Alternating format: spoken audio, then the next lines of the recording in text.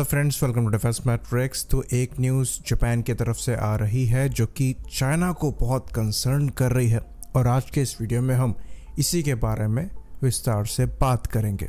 तो जापान के दो बड़े डिस्ट्रॉयर्स हैं जो कि 26,000 टन डिस्प्लेसमेंट कैटेगरी के हैं। इनको इजुमो क्लास डिस्ट्रॉयर कहा जाता है।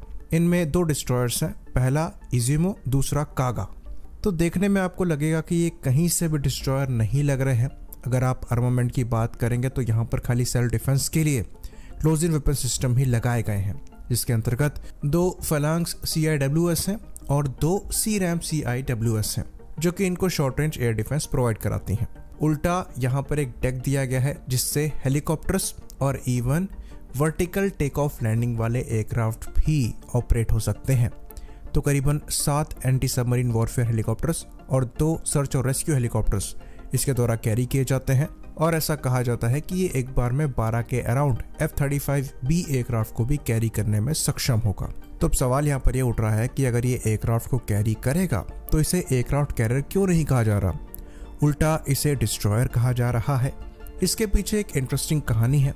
तो वर्ल्ड वॉर 2 के बाद जापान ने पूरी तरीके से ऑफेंसिव कैपेबिलिटी को त्याग दिया और इन्होंने अपने कॉन्स्टिट्यूशन में ही बदलाव किए, जिसके अंतर्गत आर्टिकल 9 को इंट्रोड्यूस कराया गया, जिसमें यह लिखा था कि जापान एस्पायर करता है इंटरनेशनल पीस को जो कि बेस्ड हो जस्टिस और ऑर्डर पे, और जो जापानीज लोग हैं ये पूरी तरीके से वॉर को रिनाउंस करते हैं। और यहाँ पर यह भी लिखा गया कि इस चीज़ को मेंटेन करने के लिए लैंड, सी और एयर फोर्स को जिसका वॉर पोटेंशियल हो ये कभी भी जापान द्वारा मेंटेन नहीं किया जाएगा। इसलिए जो जापान की नेवी, आर्मी और एयर फोर्स है ये सेल्फ डिफेंस फोर्स कहलाती हैं। तो क्योंकि इनके कॉन्स्टिट्यूशन में ये चीज़ लिखी गई है, इसलिए ये intercontinental ballistic missiles, bombers, nuclear weapons और एयरक्राफ्ट कैरियर्स को एक्वायर नहीं कर सकते। ये रिस्ट्रिक्शन इनके यहाँ आता है। पर जिस तरीके की ग्रोथ चाइना द्वारा करी जा रही है और जिस तरीके का थ्रेट चाइना द्वारा पोज किया जाता है, इसको काउंटर करने के लिए जापान सेल्फ डिफेंस फोर्स के तौर पर कारगर साबित नहीं होगी। वहाँ पर बदलाव की ज़रूरत है और इसी चीज़ को भांपते हुए इनके former prime minister Shinzo Abe द्वारा इस आर्टिकल के इंटरप्रिटेशन को थोड़ा चेंज किया गया था, जिसकी वजह से इनके आर्टिकल में जापान सेल्फ डिफेंस फोर्स को ज़्यादा एक्सेप्टेंस मिली और फर्दर इस आर्टिकल में चेंज किए जाने थे ताकि इनका कॉन्स्टिट्यूशन ज़्यादा मिलिट्री कैपेबिलिटी को डेवलप करने के लिए अग्री करे। तो जब तक ये प्रोसेस चल रहा है उससे पहले चीज़ों को बाईपास करने के लिए इन स्पेशल टर्म्स का इस्तेमाल किया जा रहा है। इजुमो क्लास डिस्ट्रॉयर्स जो हैं ये जापान के सबसे बड़े वॉरशिप्स हैं और एक्चुअल में ये एयरक्राफ्ट कैरियर ही हैं। इनको मॉडिफाई किया जा रहा है F-35 के ऑपरेशंस को इनेबल करने के लिए। तो जो इजुमो क्लास का पहला डिस्ट्रॉयर है जिसे JS इजुमो कहते हैं, इसको 2013 में पहली बार अनवील किया गया था और उस समय जापान और चाइना के जो रिलेशंस हैं ये काफ़ी ज़्यादा ख़राब थे सेनकाकू आइलैंड को लेकर। तो सेनकाकू आइलैंड के लिए कहा जाता है कि ये जापान की इशिकागी सिटी का पार्ट है जो कि इनके ओकिनावा प्रीफेक्चर में आता है। इशिकागी से इसका डिस्टेंस अराउंड 170 किलोमीटर के अप्रॉक्स का है। वहीं पर ताइवान से इस आइलैंड का डिस्टेंस अगेन 170 किलोमीटर का है। तो इस आइलैंड को ताइवान अपनी प्रॉपर्टी मानता है और क्योंकि ताइवान की ये प्रॉपर्टी है तो चाइना जो है ये इसे अपनी प्रॉपर्टी मानता है, क्योंकि वन चाइना पॉलिसी के हिसाब से ताइवान भी चाइना का हिस्सा है। पर हमेशा से ये आइलैंड जापान के अंडर में ही रहा।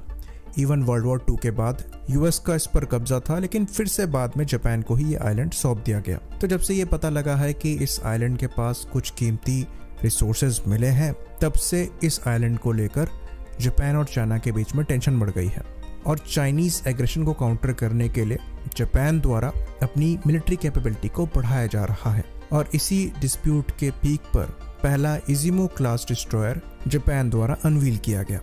तो जो JS इजुमो है इसको 2015 में कमीशन किया गया और जो JS कागा है इसको 2017 में कमीशन किया गया और कमीशन होने के बाद से दोनों का अपग्रेड प्रोसेस फिर से चालू हुआ, जिसके अंतर्गत F-35 के ऑपरेशंस के हिसाब से इसको मॉडिफाई किया जा रहा है।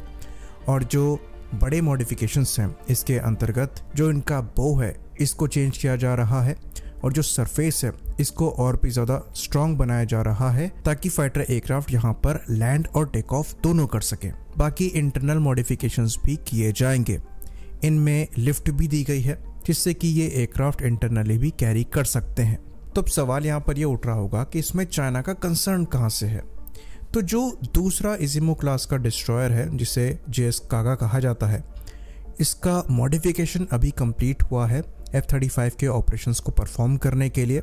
वहीं पर इंटरनल मॉडिफिकेशंस किए जा रहे हैं जिसको ये मानकर चला जा रहा है कि 2027 तक कंप्लीट कर लिया जाएगा, जिसके बाद ये पूरी तरीके से एयरक्राफ्ट कैरियर की तरह सारे ऑपरेशंस परफॉर्म करने में सक्षम होगा।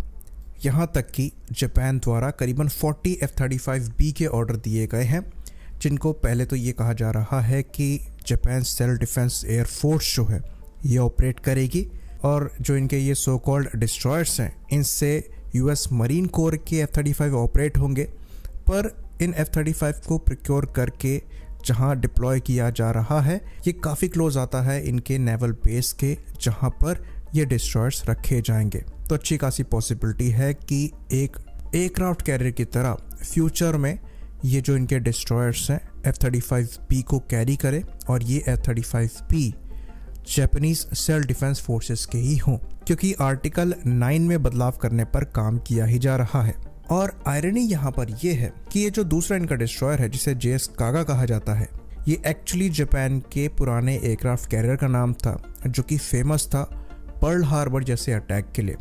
और वो एयरक्राफ्ट कैरियर एक और अटैक के लिए फेमस था, और ये अटैक चाइना पर किया गया था, जिसके अंतर्गत इस एयरक्राफ्ट से फ्लाई करके एयरक्राफ्ट ने शंघाई पर बॉम्बिंग करी थी, जिसने अच्छी खासी डैमेज चाइना को दी थी। तो इसके नाम से भी चाइना में थोड़ी कंट्रोवर्सी हो रही है। यहाँ तक कि ये भी कहा जा रहा है कि फ्यूचर में जापान द्वारा 100 के आसपास F-35B प्रिक्योर किए जा सकते हैं, और ये जो सो कॉल्ड डिस्ट्रॉयर्स हैं इनकी संख्या बढ़ सकती है, और फ्यूचर में Japanese maritime self defence forces द्वारा फुल फ्लेज्ड कैरियर ऑपरेशंस भी परफॉर्म किए जा सकते हैं, जो कि इनके आर्टिकल के अगेंस्ट जाता है। और इससे चाइना को आपत्ति है क्योंकि ये सारी तैयारियां चाइना के अगेंस्ट ही करी जा रही है। इवन डिफेंस कोलैबोरेशन को लेकर भी जापान अब पहले से ज़्यादा ओपन हुआ है, और जो इंडिया के साथ जापान की मिलिट्री एक्सरसाइजेस स्टार्ट हुई हैं ये भी एक इसका एग्जाम्पल है। तो चाइना स्ट्रेंथ में ज़्यादा पावरफुल होने के बावजूद इसलिए कंसर्न है क्योंकि एक और सुपर पावर धीरे धीरे बन रही है, जो कि चाइना के लिए पहले कंसर्निंग नहीं था। जापान और चाइना की जो हिस्ट्री है ये चाइनीज़ लोगों के लिए हमेशा से प्रॉब्लमेटिक रही है। तो जापानीज़ मिलिट्री का जो राइज दोबारा से हो रहा है ये चाइना के लिए प्रॉब्लमेटिक रहेगा। आई होप इन्फॉर्मेशन यहाँ पर पूरी रही हो। इसी बात पर इस वीडियो को हम ख़त्म करेंगे। लाइक करिए, सब्सक्राइब करिए। जय हिंद।